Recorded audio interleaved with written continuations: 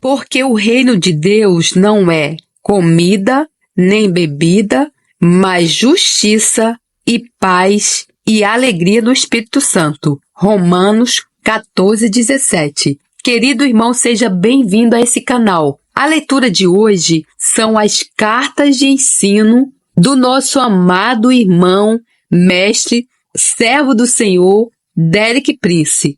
Curta, se inscreva e compartilhe o vídeo para que mais vidas possam ser abençoadas. Carta de ensino, o mundo, a cruz e a igreja. A linha de separação, de Derek Prince. Nesta carta, continuo com o estudo que intitulei O Mundo, a Cruz e a Igreja. Recapitulação. Vou recapitular brevemente o que já transmiti sobre o mundo. Indiquei que no Novo Testamento a frase "o mundo" tem uma aplicação especial que deve descobrir por si mesmo. Defini o mundo como uma ordem social mundial em rebelião contra Deus. Através da queda do homem, Satanás tornou-se o governante deste mundo. Jesus o chama assim 3 vezes. Satanás controla o mundo por meio do engano. Satanás governa todos os rebeldes, mesmo os carismáticos. Há muitos rebeldes que falam em línguas. As denominações não afetam Satanás, mas sim a atitude do coração. Se não se submeteu a Deus, Satanás é o seu governante. Satanás afirma controlar os reinos, os governos do mundo, mas a boa nova é que Deus ama o mundo e deu Jesus para morrer por ele. A cruz foi o julgamento de Deus sobre Satanás e o mundo. A cruz resultou na derrota de Satanás. Isso é o que ele mais lamentou em toda a história, de ter crucificado Jesus.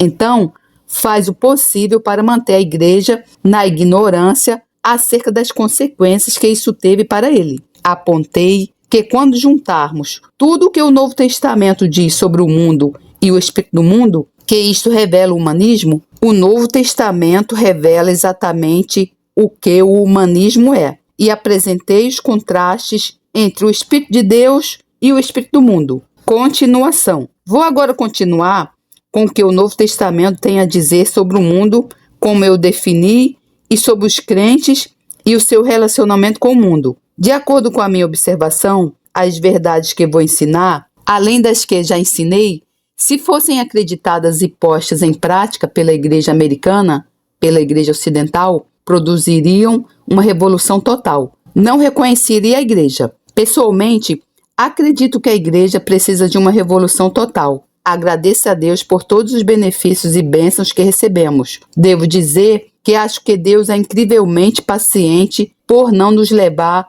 a um dia de ajuste de contas. Ouvi e fui abençoado pelo que ouvi uma declaração profética a dizer: Deus lembra-se da fidelidade dos antepassados do povo americano, mas acho que essa geração na América gastou quase todo o capital que herdou espiritualmente das gerações anteriores. Já é a hora de Deus ter um retorno sobre o seu investimento. Vou transmitir uma série de declarações baseadas nas Escrituras, algumas das quais são bem conhecidas. Para começar, os crentes são a luz do mundo. Mateus 5,14.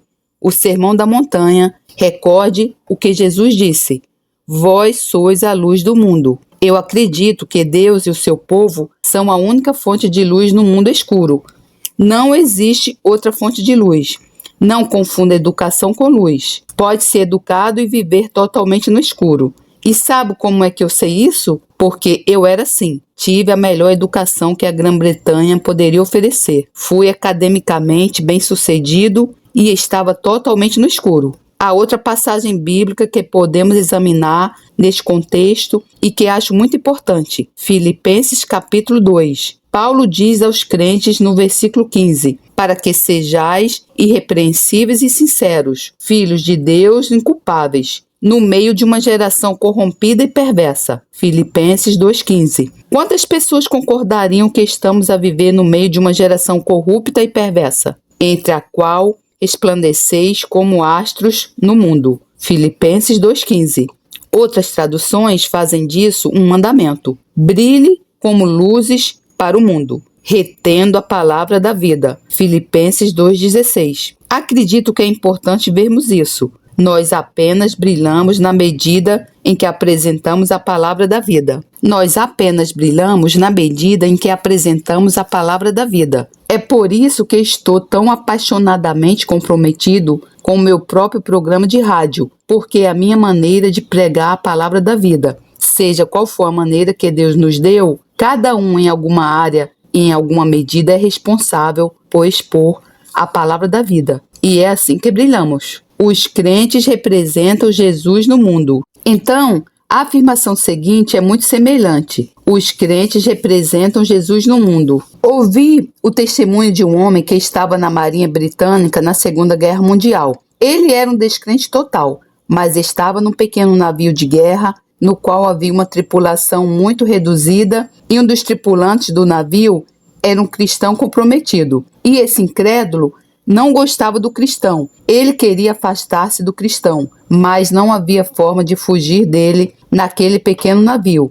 E ele disse: eu nunca teria lido a minha Bíblia. Mas disse ele: eu tive que ler a vida daquele homem. E disse: a vida daquele homem convenceu-me de que Deus existe. E disse o seguinte: lembre-se de que você é a única Bíblia que alguém alguma vez vai ler. Tem alguém que nunca abrirá uma Bíblia no seu trabalho, na sua vizinhança. Alguém sabe-se lá onde, mas que olhará para a sua vida. Veja 1 João 4,17. Apenas a última parte desse versículo. É uma frase tão curta que quase poderíamos nem dar por ela. Porque qual ele, Jesus, é, somos nós também neste mundo.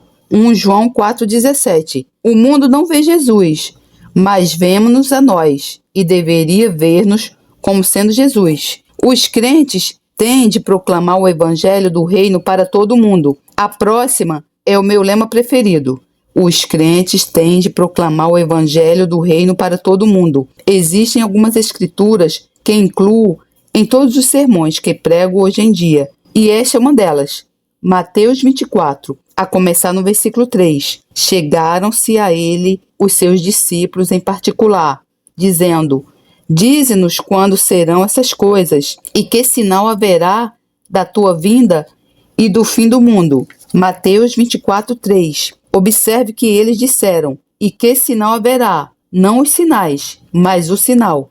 Agora, nos versículos que se seguem, Jesus deu-lhes uma grande lista de sinais: guerras mundiais, fomes, pestes, terremotos, perseguição de cristãos, falsos profetas, ilegalidade, uma série de coisas, a maioria das quais são muito visíveis no mundo de hoje. E ele ainda não respondeu a pergunta, mas no versículo 14, ele respondeu: e este evangelho do reino será pregado em todo o mundo, em testemunho a todas as gentes, nações, e então virá o fim. Mateus 24, 14. Essa é uma resposta específica para uma pergunta específica: qual será o sinal do fim dos tempos? Este evangelho do reino será proclamado em todo o mundo, como testemunho a todas as nações. E quando isso acontecer, o fim virá. Quem é o responsável por proclamar o evangelho? Somos nós. O destino do mundo depende de nós. Não está nas mãos dos líderes militares ou dos líderes políticos ou dos cientistas. Eles não podem trazer o fim dos tempos. Nós somos os responsáveis. Lembra-se do que ele disse? Satanás é o Deus desta era. Ele não quer que a era acabe, porque quando acabar, ele deixará de ser Deus. Ele faz tudo ao seu alcance para atrasar o fim dos tempos. Somos nós os responsáveis por garantir que a era seja levada ao clímax designado por Deus. Como fazemos isso? Não ao ficarmos sentados na igreja e ao cantarmos hinos. Não acho que o diabo realmente se oponha à maioria das igrejas. Pode pensar que sou cínico, mas acho que ele as vê como uma boa maneira de manter a maioria dos cristãos ocupados, de forma inofensiva. Satanás vê a maioria das igrejas como uma boa maneira de manter a maioria dos cristãos ocupados de forma inofensiva. Ouvi um jovem bastante arrogante dizer: eu abri uma nova igreja. Pensei comigo mesmo. Pergunto-me se abrir uma nova igreja é necessariamente o mesmo que construir a igreja. Acho que seria melhor não abrir algumas igrejas. Já tomou isso em consideração? Não temos poucas igrejas. Temos demasiadas igrejas, com o tipo errado de pessoas dentro delas. Jesus não disse, vá e faça membros da igreja de todas as nações. O que é que ele disse para fazer? Para fazer discípulos de todas as nações. O nosso grande problema é que as nossas igrejas estão cheias de membros que não são discípulos. Jesus disse, ide por todo o mundo, pregai o evangelho a toda criatura. Marcos 16:15. E estes sinais seguirão aos que crerem. Em meu nome expulsarão os demônios, falarão novas línguas, pegarão nas serpentes, e se beberem alguma coisa mortífera, não lhes fará dano algum, e porão as mãos sobre os enfermos e os curarão. Marcos 16:17. Já ouvi pessoas dizerem, os sinais não seguem. Eu vou dizer por que é que não seguem. Porque as pessoas não vão. Os sinais seguem aqueles que vão. E eles nunca foram prometidos a nenhum outro grupo. Provavelmente já ouviu o seguinte, é difícil seguir um carro estacionado. Sabe o que é a igreja? É um monte de carros estacionados no estacionamento da igreja. Em setembro passado, Ruth e eu e 5 outras pessoas estivemos no Paquistão por 9 dias, um país 98% muçulmano. Os cristãos são uma minoria minúscula, oprimida e desprezada. Deus sobrenaturalmente abriu a porta para nós realizarmos reuniões públicas. E em 9 dias, os cristãos locais estimaram que 8.500 pessoas oraram pela salvação. Deles, pelo menos 1/3 era muçulmano. Se conhece os muçulmanos, sabe que isso é um milagre. Vimos os milagres específicos, mais notáveis, que eu já vi no meu ministério. Ruth e eu continuamente vemos pessoas a serem curadas, mas dizemos entre nós, realmente não vemos os totalmente cegos curados. Muito raramente as pessoas totalmente surdas e não muito aleijados. Mas devo dizer, no Paquistão vimos tudo isso. Acho que o milagre mais notável da nossa experiência foi uma senhora paquistanesa idosa de cerca de 60 anos que nasceu cega e recebeu uma visão perfeita. Nós não colocamos as mãos nela, simplesmente fizemos uma oração coletiva. Não era possível colocar as mãos em todas essas pessoas. Digo isso porque quero, com base na experiência pessoal, que saiba que os sinais seguem aqueles que acreditam e aqueles que vão. Ficariam surpresos com o que poderiam alcançar para Deus se saíssem de onde estão e entrassem num local difícil onde ninguém mais vai. Conhece o melhor lugar para um milagre? É o pior lugar. Quando não houver outra maneira de obter resultados, Deus fará um milagre. Disse às pessoas, nunca senti a unção de Deus nessas reuniões. Nunca fui abençoado. Nunca me diverti. Foi um trabalho duro,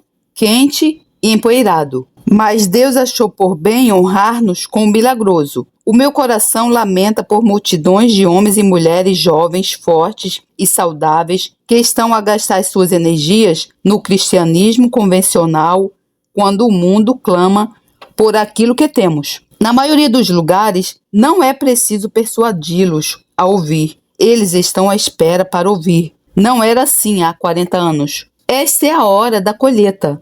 O Senhor disse, rogai, pois, ao Senhor da seara, que envie obreiros para a sua seara. Lucas 10:2. Sabe que a palavra transmitida aqui como envie, em grego, é a mesma que é usada para expulsar demônios? As pessoas têm de ser enviadas para a colheita por pressões divinas. Oro para que alguns leitores nunca mais sejam felizes até que estejam na colheita. Isso é um desafio. Se sentir infeliz, pode culpar-me. Vou aceitar a culpa. Vou continuar a orar por si até que encontre uma solução para o seu sofrimento, que é ouvir o chamado de Deus. Deus está a chamar. O problema é que as pessoas não estão a ouvir. Continuemos. Os crentes devem usar mas não abusar do mundo. Os crentes devem usar, mas não abusar do mundo. Temos aqui uma ligeira, mas significativa e delicada diferença. 1 Coríntios 7,31. Existem muitas traduções diferentes desta escritura. Não é notável? Temos, quem sabe, quantas traduções diferentes para escolher. A maior parte do mundo não tem uma Bíblia. Não sei se estou tão animado com as nossas traduções para o inglês. Acho que os ingleses precisam de fazer é acreditar e obedecer às traduções que já possuem. Ler uma nova tradução não os fará mais obedientes. 1 Coríntios 7,31. E os que usam deste mundo, como se dele não abusassem, porque a aparência deste mundo passa. 1 Coríntios 7,31. Aqueles que usam as coisas deste mundo não devem se apegar a elas, pois este mundo, como conhecemos, logo passará. 1 Coríntios 7,31, NVT. Por outras palavras, não deixe o mundo agarrá-lo. Fique à distância de um braço, faça transações com ele, mas nunca seja dominado por ele. Nunca deixe que ele o possua. Os crentes não devem ser contaminados pelo mundo. Os crentes não devem ser contaminados pelo mundo. O mundo é um lugar muito contaminado, contamina espiritualmente. A Bíblia não tem muito a dizer sobre a religião, mas tem muito a dizer sobre a salvação. A diferença é que a religião é o que as pessoas fazem para Deus. Salvação é o que Deus faz pelas pessoas. E quando se trata de religião, se as pessoas lessem Tiago capítulo 1, os versículos 26 e 27, as nossas igrejas, já amanhã de manhã, seriam diferentes. Não seríamos os mesmos se levássemos essas palavras a sério. O versículo 26 diz: se alguém entre vós cuida de ser religioso e não refreia a sua língua, antes engana o seu coração. A religião desse é vã. Tiago 1,26. Se não consegue controlar a sua língua, a sua religião é inútil. Não importa se é batista, católico ou pentecostal. A sua religião é inútil se não controlar a sua língua. Talvez nunca tenha pensado nisso. Em seguida, Tiago passa a definir a visão de Deus sobre a verdadeira religião. A religião pura e imaculada para com Deus, o Pai, é esta: visitar os órfãos e as viúvas nas suas tribulações. Tiago 1,27. Quantas pessoas religiosas nos Estados Unidos estão a fazer isso? Irmão e irmã, não faltam órfãos e viúvas.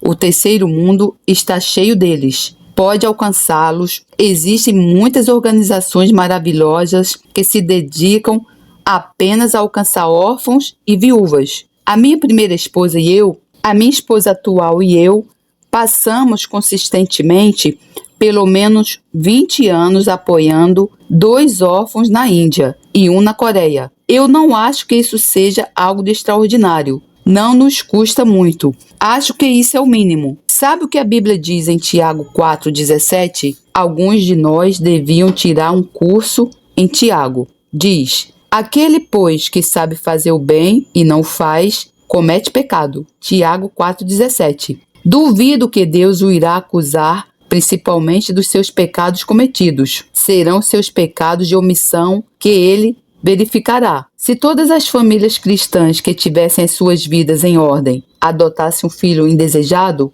isso mudaria muita miséria neste mundo. Era só fazerem isso, mas teria que abrir mão de um pouco da sua conveniência. Teria de abdicar um pouco do seu tempo.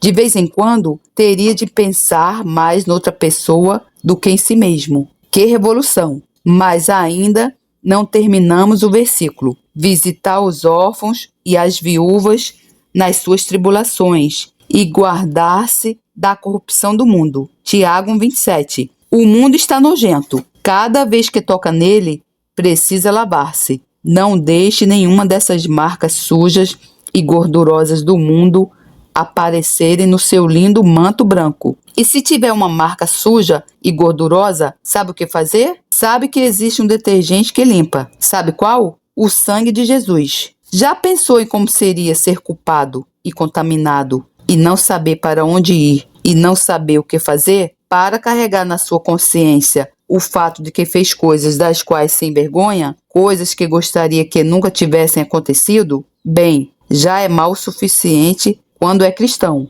Mas afinal, podemos ir diretamente a Jesus, confessar, arrepender-nos, sermos perdoados e ficarmos como se nunca tivéssemos feito essas coisas. Pense na agonia de incontáveis milhões neste mundo que estão nessa condição e não sabem para onde ir. Continuando com Tiago, consegue dizer: louvado seja Deus por Tiago? Sabe o que Lutero disse sobre Tiago? Ele disse que era uma epístola de palha. Mudou a ordem da Bíblia alemã para colocá-la bem no fim. Não estava de acordo com a sua doutrina de salvação pela fé. Mas veja, há dois lados a considerar aqui. Fé sem obras é o quê?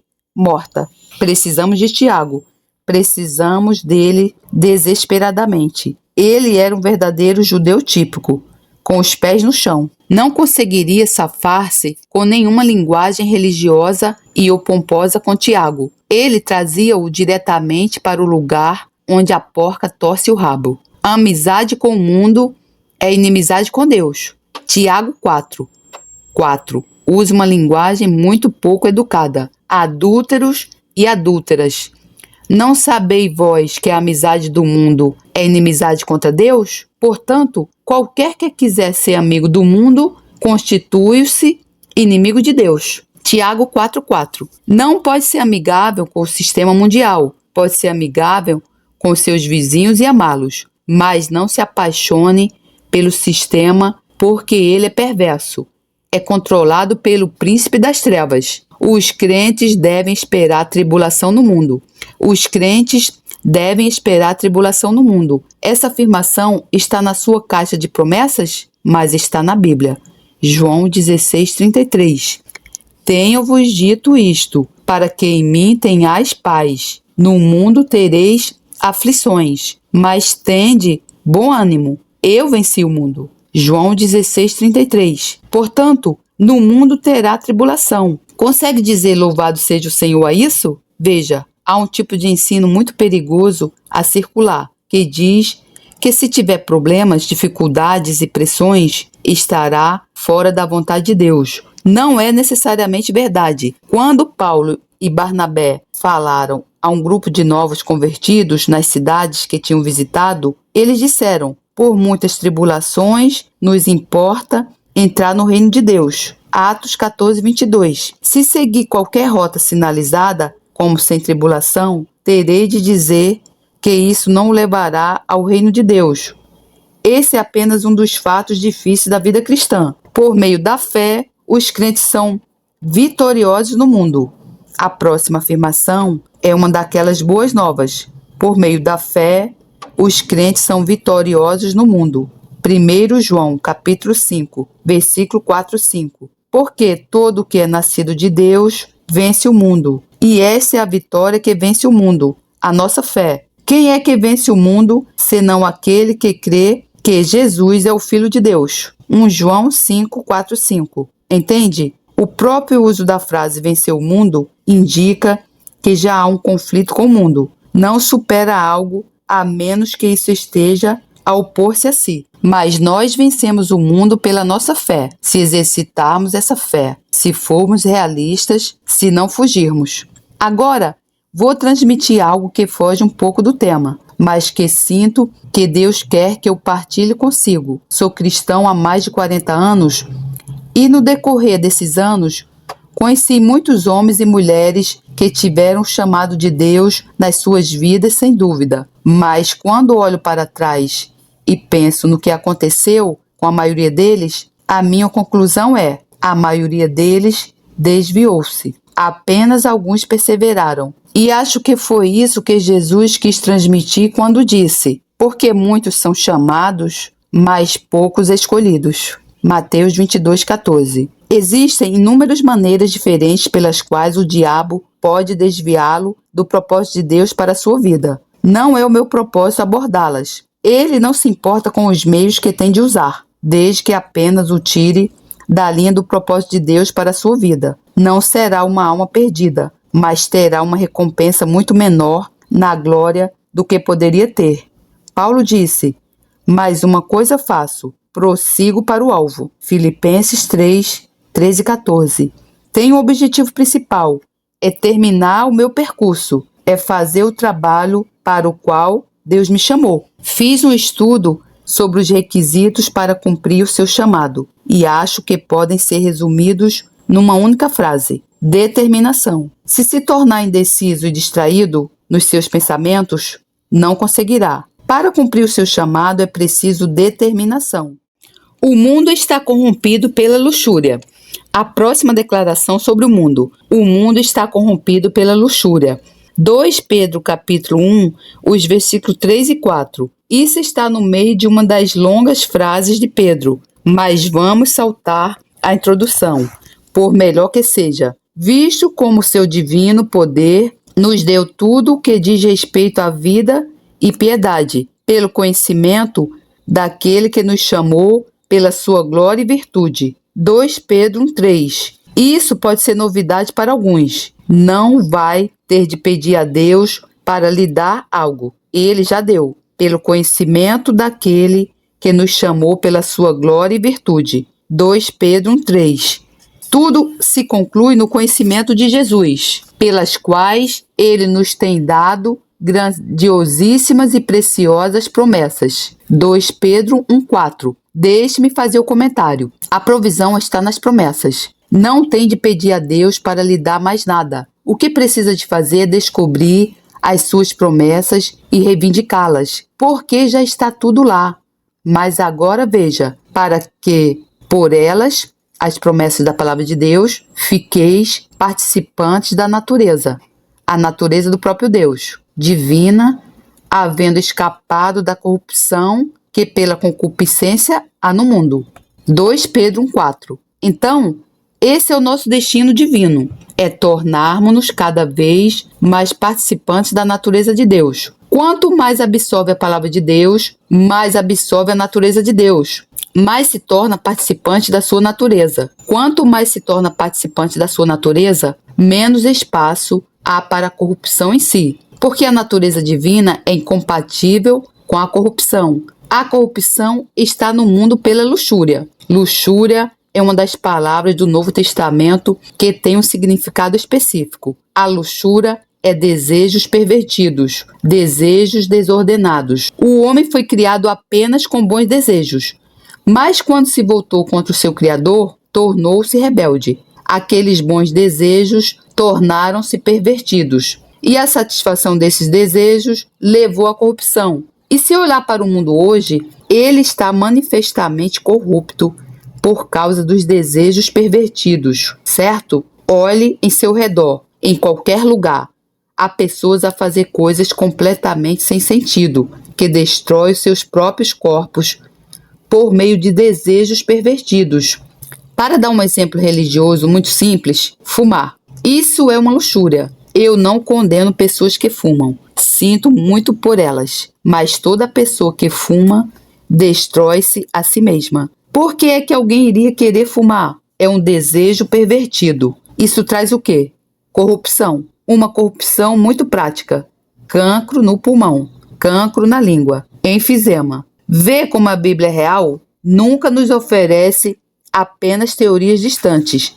Fala sobre as coisas como realmente são. Então, o mundo está corrompido pela luxúria. 1 João 2,16. Em algum momento neste estudo, tínhamos de chegar lá. Podemos também ler 15, 16 e 17. 1 João capítulo 2, versículo 15, 16 e 17. Não ameis o mundo, nem o que no mundo há. Se alguém ama o mundo, o amor do Pai não está nele. 1 João 2,15. Não pode amar o mundo e o Pai. Lembra-se do que Tiago disse? Amizade com o mundo é inimizade com Deus. Agora veja, versículo 16. Porque todo o que há no mundo, a concupiscência da carne, a concupiscência dos olhos e a soberba da vida, não é do Pai, mas do mundo. 1 João 2,16. Repare que o Pai e o mundo são incompatíveis. E o mundo passa, e a sua concupiscência, mas aquele que faz a vontade de Deus permanece para sempre. 1 João 2,17. Mais uma vez, veja naquele versículo 16 que o mundo está corrompido pela concupiscência. E João especifica 3 concupiscências básicas: a concupiscência da carne, a concupiscência dos olhos e a soberba da vida, ou orgulho. Se analisar a tentação pela Bíblia fora, ela assume sempre essas 3 formas. Tudo começou com Eva quando o diabo lhe mostrou o fruto proibido, Gênesis 3:6, e vendo a mulher, Gênesis 3:6. Repare, esse foi o começo do problema dela. Ela saiu do reino da fé para o reino dos sentidos. Em vez de acreditar no que Deus disse, ela seguiu o que viu. Esse é o começo da queda. O único caminho de volta é o oposto: renunciar ao mundo dos sentidos e acreditar na palavra de Deus. Esse é o único caminho de volta. E vendo a mulher que aquela árvore era boa para se comer e agradável aos olhos, e árvore desejável para dar entendimento.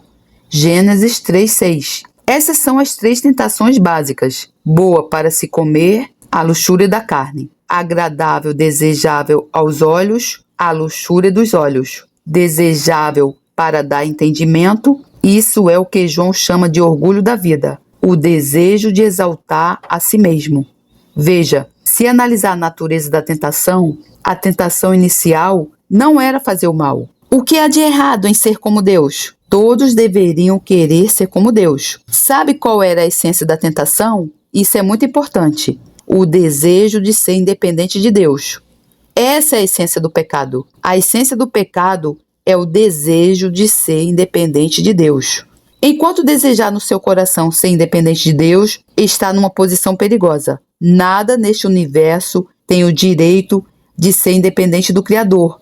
A forma como pensaram que podiam obter a independência era através do conhecimento, entende? O desejo de saber não era errado, mas o desejo de ser independente de Deus foi a essência do problema. E devo dizer que conheço muitos cristãos que não trataram esse desejo básico de ser independente de Deus. Então, esse é o orgulho da vida. Posso administrar a minha vida sem Deus. Se eu estiver numa emergência real, vou orar, mas de um modo geral, consigo lidar com a situação. Para algumas pessoas, o Espírito Santo é como um veículo de emergência. Quando não há mais nada que possam fazer, oram. Não é assim que fomos feitos para viver. Fomos desenhados, criados para viver hora a hora e momento a momento na dependência do Espírito de Deus. Veja a tentação de Jesus e descobre que ele foi exposto às mesmas 3 tentações. Em primeiro lugar,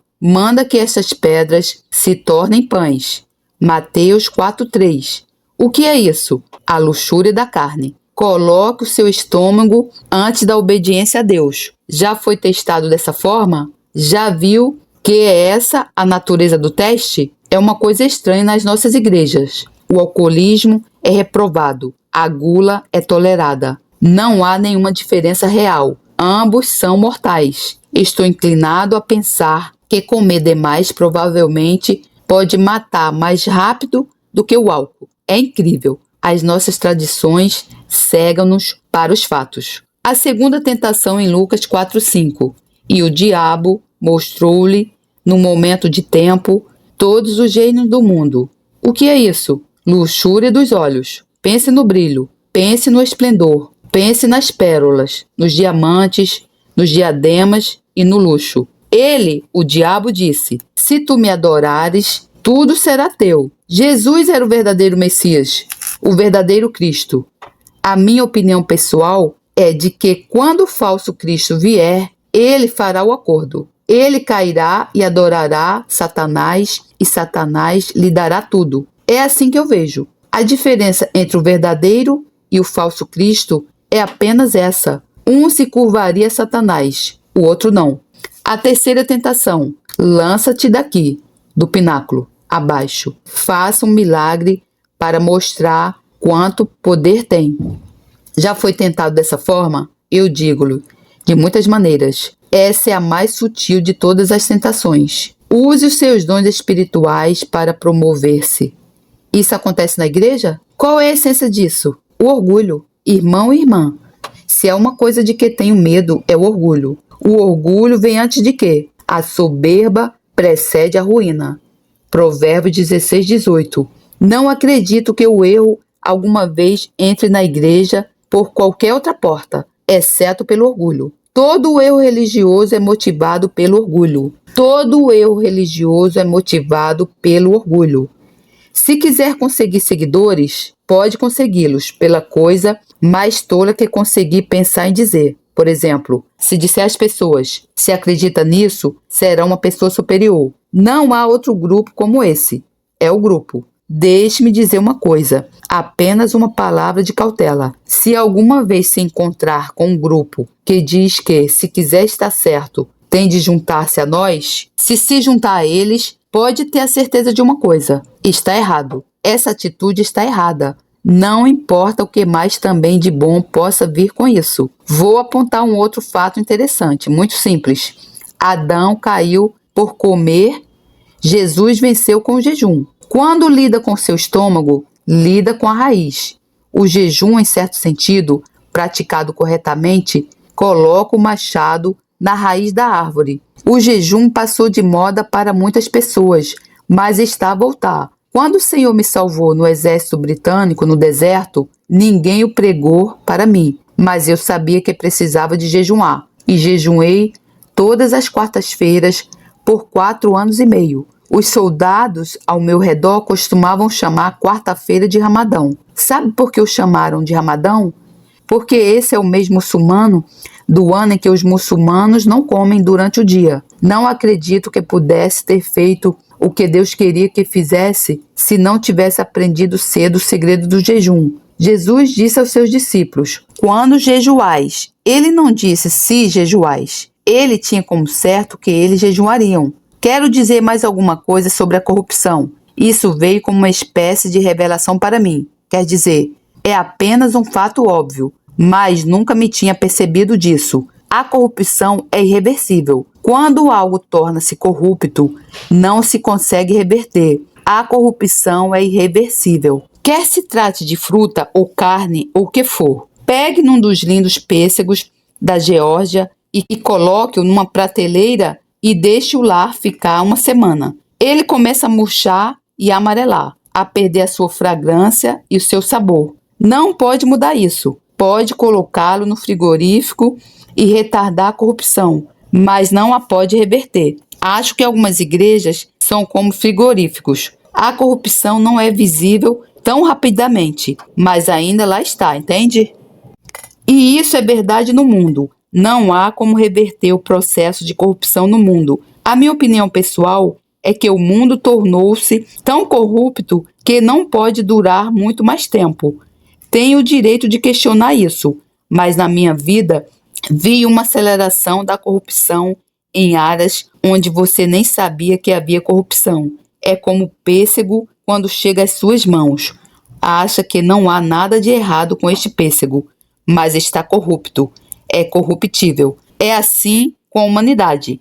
Não vejo como o mundo pode sair da sua corrupção. Portanto, Deus não vai mudar o mundo. Ele vai substituir o mundo.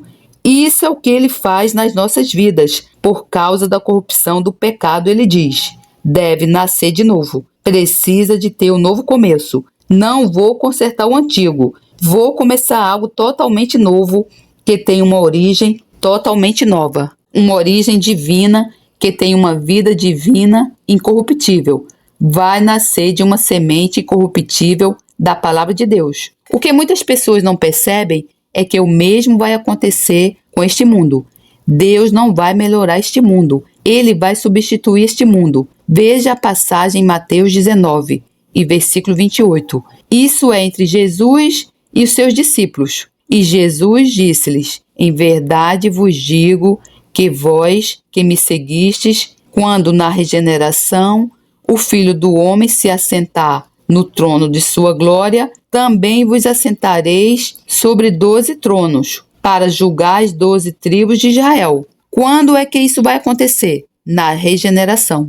Essa é a mesma palavra que é usada para nascer de novo. Vai nascer uma nova ordem mundial. Nunca entra no reino de Deus, a não ser por um nascimento. Se é um indivíduo ou se é a raça humana, tem de haver um nascimento para trazer o reino. O que vai nascer é uma nova era. A era antiga está a passar. O mundo atual está a passar.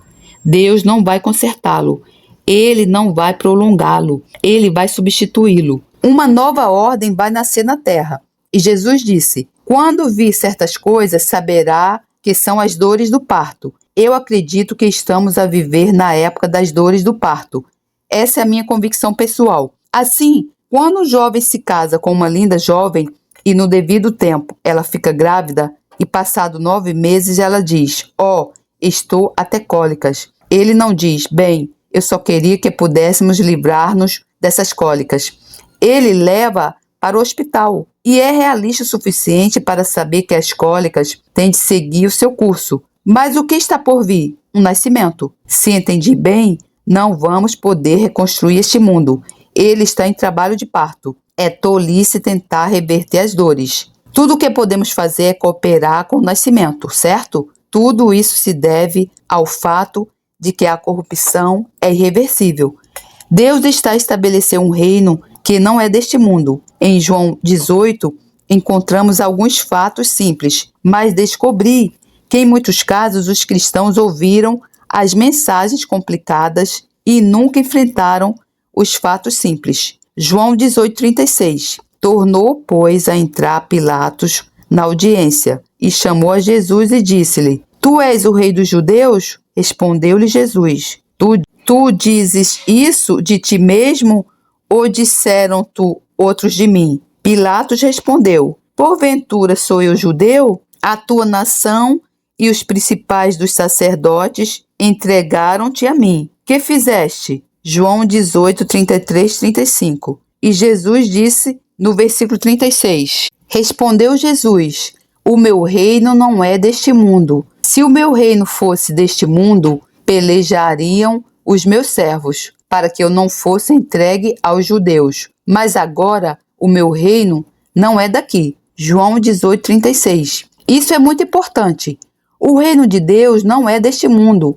Não acredito que os cristãos devam lutar para estabelecer o reino de Deus. Um cristão tem obrigações militares para com o seu país, mas não estamos a lutar para estabelecer o reino de Deus. Isso não acontece com a luta dos servos de Deus, certo? Nem mesmo lutando entre si. Isso vem por um nascimento, e é para lá que caminhamos. O reino de Deus não é deste mundo. Ao encerrar, vamos considerar o remédio. Aqui estamos nós neste mundo perverso sob a sua pressão, expostos às suas tentações. Muitas delas são muito sutis, são muito sedutoras. As pressões são quase incessantes. Qual é a resposta de Deus? A minha resposta a isso é a resposta de Deus. É a cruz e não há outra resposta. A única resposta para o mal, as pressões e as reivindicações deste mundo é aplicar a cruz de Jesus na sua vida. Vamos ler 2 escrituras em Gálatas 5:24. E os que são de Cristo crucificaram a carne com as suas paixões e concupiscências. Gálatas 5:24. Essa é uma definição de cristãos. Os que são de Cristo não cita uma denominação, não diz protestantes, não diz católicos, não diz episcopais ou presbiterianos, mas diz os que são de Cristo. Qual é a marca deles? Eles crucificaram a carne com as suas paixões e desejos. Portanto, se você é um cristão, carregue a sua cruz. Veja, há sempre 2 lados no que é a provisão de Deus. Há o que Deus fez e há o que nós temos de fazer. Romanos 6,6 diz: o nosso homem velho foi com ele crucificado. Romanos 6,6. Isso é um fato histórico. Quando Jesus morreu na cruz, o nosso homem velho foi julgado. É por isso que ele morreu. Ele levou o julgamento daquele criminoso que está dentro de si e de mim. Foi a recompensa devida ao criminoso. Quando olha para a cruz, deve lembrar-se: é onde eu deveria estar. Mas o julgamento veio sobre Jesus. O nosso velho homem foi crucificado nele. Isso é um fato histórico. Acredite ou não, não mudará o fato. Só fará diferença para si. Mas essa é a provisão de Deus que aconteceu há 20 séculos atrás. Tem de ser aplicado individualmente na vida de cada um de nós. Aqueles que são de Cristo crucificaram a carne, assumiram a sua posição com Jesus na cruz. Disseram, como Paulo diz em Gálatas 2:20: já estou crucificado com Cristo, e vivo não mais eu, mas Cristo vive em mim. E a vida que agora vivo na carne, vivo-a pela fé do Filho de Deus. Gálatas 2:20. Isso é pessoal, é uma confissão. Entende o que quero dizer? Aqui tem um exemplo de confissão. Em Romanos está escrito: o nosso homem velho foi com ele crucificado. A minha confissão é: estou crucificado, entende? Não se torna meu até que eu faça a confissão certa e acredito no meu coração. Tem de fazer ambos. Então, esse é o ponto em que a cruz faz a sua obra nas nossas vidas. A cruz tem muitos aspectos. É o que Deus fez por nós através da cruz. Todos nós nos alegramos com isso, mas esse não é o fim da história. Outro aspecto é o que a cruz tem a fazer em nós. A primeira velha natureza tem de morrer. Deus providenciou o meio de morte. Mas Jesus disse em Mateus 16:24: se alguém quiser vir após mim, renuncie-se a si mesmo. Tome sobre si a sua cruz e siga-me. Se alguém quer vir atrás de mim, tem que fazer duas coisas. O quê? Negue a si mesmo e tome a sua cruz. Qual é a sua cruz? Bem, vou dar-lhe as duas definições. Número 1, é o lugar onde a sua vontade e a vontade de Deus se cruzam. E se seguir Jesus, irá chegar a esse lugar. Número 2, é o lugar onde morre. Deus não lhe impõe isso. Você aceita se quiser. Não é obrigado. Mas Jesus disse: só pode seguir-me se o fizer. Está a ter problemas para seguir Jesus? Posso sugerir que talvez não tenha aceite a cruz. Se alguém quiser vir após mim, renuncie-se a si mesmo. Tome sobre si a sua cruz e siga-me. Veja, pode considerar a cruz como um instrumento de tortura e execução, ou pode vê-la como uma fórmula de libertação. Graças a Deus, há uma saída. Paulo disse no final de Romanos 7, miserável homem que eu sou, quem me livrará do corpo desta morte? Versículo 24. E então ele disse, dou graças a Deus por Jesus Cristo, nosso Senhor. Versículo 25. Por outras palavras, agradeço ao meu Deus por existir uma saída por meio de Jesus Cristo. Não vai escolher essa saída até que veja a necessidade dela. Muito daquilo pelo que passa na sua vida cristã é Deus a tentar convencê-lo de que precisa da cruz. Quanto mais cedo se convencer, mais sucesso terá como cristão. Mas isso não foi tudo o que foi feito pela cruz. Leia em Gálatas 6,14. Mais longe esteja de mim gloriar-me a não ser na cruz de nosso Senhor Jesus Cristo. Gálatas 6,14. Paulo disse, não tenho nada do que me gabar. Eu não me gabo de ser descendente de Abraão. Não me gabo de ser fariseu. Não me gabo de ter cumprido a lei. Não me gabo de todas as igrejas que estabeleci. Não tenho nada do que me orgulhar, exceto uma coisa, a cruz do nosso Senhor Jesus Cristo. Aleluia, glória a Deus. Uma declaração bastante incrível, porque a coisa mais totalmente desprezível na cultura romana era a cruz. E Paulo disse, isso é tudo de que me quero gabar, de agora em diante, para a eternidade.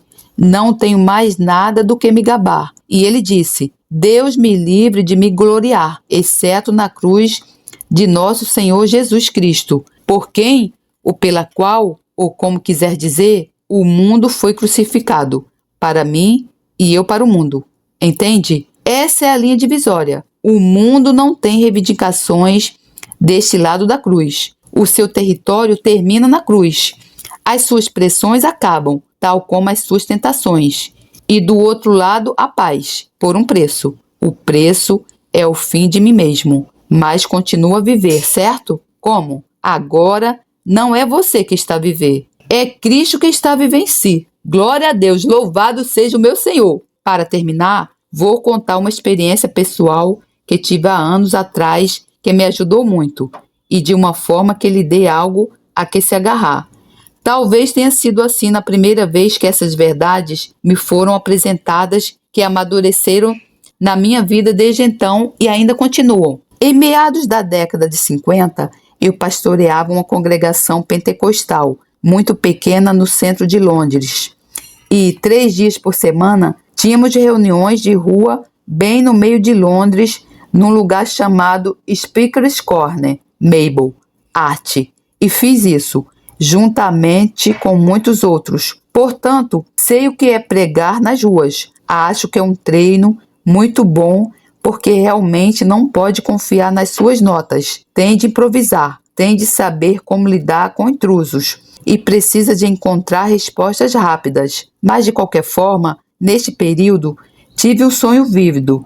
E neste sonho, eu vi uma típica reunião de rua, um círculo de pessoas a escutar e um homem no meio do círculo a pregar. E ele pregava bem, era com fogo. Mas quando olhei para ele, não gostei do que vi. Ele era torto, tinha um pé torto e era meio corcunda. Eu disse a mim mesmo, o que ele está a dizer é bom o suficiente, mas não gosto da sua aparência. Bem, acordei e não pensei mais sobre isso. Mas cerca de 2 semanas depois, tive novamente exatamente o mesmo sonho. Então, disse a mim mesmo, Deus deve estar a tentar dizer-me algo. Então comecei a orar e descrever a cena para o Senhor e disse, agora, sobre aquele homem no meio, o que ele estava a dizer era bom o suficiente, mas não gostei da sua aparência. Quem é? E pode adivinhar a resposta. A mesma resposta que Natã deu a Davi. Tu és este homem. Percebi que Deus não estava a criticar a minha pregação, mas estava a olhar para mim. Ele não aprovou o que viu e devo dizer, era salvo, era batizado no Espírito, falava em línguas. Bem, comecei muito seriamente a pensar sobre isso. Era a época da Páscoa e na minha mente eu tinha essa imagem de 3 cruzes na colina do Gólgota. A cruz do meio era mais alta do que as outras 2. Enquanto pensava nisso, era como se o Espírito Santo estivesse a falar comigo. Penso que deve saber que no fundo sou um lógico e o Espírito Santo sabe como chegar às pessoas onde elas estão. Então ele disse-me sobre a cruz do meio, para quem foi feita. E então ele disse, tenha cuidado antes de responder. Pensei por um momento ou 2 e disse, foi feita para Barrabás. E ele disse, isso mesmo. E percebi algo que não tinha percebido completamente antes. A cruz estava lá para Barrabás, estava preparada para ele. Mas no último momento, o Espírito Santo disse, Jesus tomou o lugar de Barrabás. Eu confirmei. Então, o Espírito Santo disse, mas eu pensei que Jesus tivesse tomado teu lugar. Mais uma vez confirmei. Então ele disse, então tu deves ser Barrabás. Eu percebi, vi, eu era o criminoso por quem a cruz foi feita. Foi feito à minha medida. Era onde eu merecia estar. O meu velho homem merecia nada menos do que a cruz. Mas Jesus tomou meu lugar. O meu velho homem foi crucificado nele. Não me tornei perfeito, mas essa compreensão, quando comecei a agir de acordo com ela, abriu a porta para um estilo de vida que é infinito. E uma coisa que posso dizer desde então é que tenho avançado no caminho ascendente. Estou a avançar. Não sou estático. Não estou numa rotina. Não sou escravo das tradições. Não me importo com o que o mundo diz ou pensa. Não é muito importante para mim. O que importa para mim é o que Deus pensa. Fui liberto da escravidão, das opiniões deste mundo. Paulo disse, pela cruz, o mundo está crucificado para mim, e eu crucificado para o mundo. Por outras palavras, Paulo disse, sempre que o mundo olha para mim, tudo o que vê é um cadáver pendurado na cruz. Tudo bem, eu não me importo. Pense em mim dessa forma. Mas quando olho para o mundo, o que vejo? Vejo um cadáver pendurado numa cruz. É o que penso do mundo. Não tem nenhum encanto para mim. Não estou impressionado com isso. A sua riqueza, educação, influência, o seu poder, tudo isso está a passar. Não são permanentes. Um novo reino está a chegar. não é deste mundo. É disso que eu estou à espera. É de onde eu pertenço. É onde está a minha cidadania. Glória a Deus, louvado seja o meu Senhor. Quer ser libertado da escravidão da carne do mundo? Só há uma saída, é a cruz. A minha carne foi crucificada. Aqueles que são de Cristo crucificaram a carne com as suas paixões e desejos. E o mundo está crucificado para mim e eu para o mundo. Agradeça a Deus pela cruz. Se não fosse pela cruz, seríamos escravos para sempre. É a saída. É uma saída dolorosa. Não estou a dizer que será sem dor, mas a Bíblia diz uma coisa incrível. Aquele que sofreu na carne cessou de pecar. Pode chegar ao ponto em que está tão enjoado da carne que ela não pode mais tentá-lo a pecar. Irmão e irmã, decida como a cruz afetará a sua vida de hoje em diante. Tome uma decisão. Carregue a sua cruz. Aleluia, glória a Deus, louvado seja o Senhor por todos os séculos dos séculos. Amém. Glória a Deus, louvado seja o Senhor, que a graça do Senhor Jesus Cristo, o amor de Deus e a comunhão do Santo Espírito estejam com vocês. Amém. Deus lhe abençoe.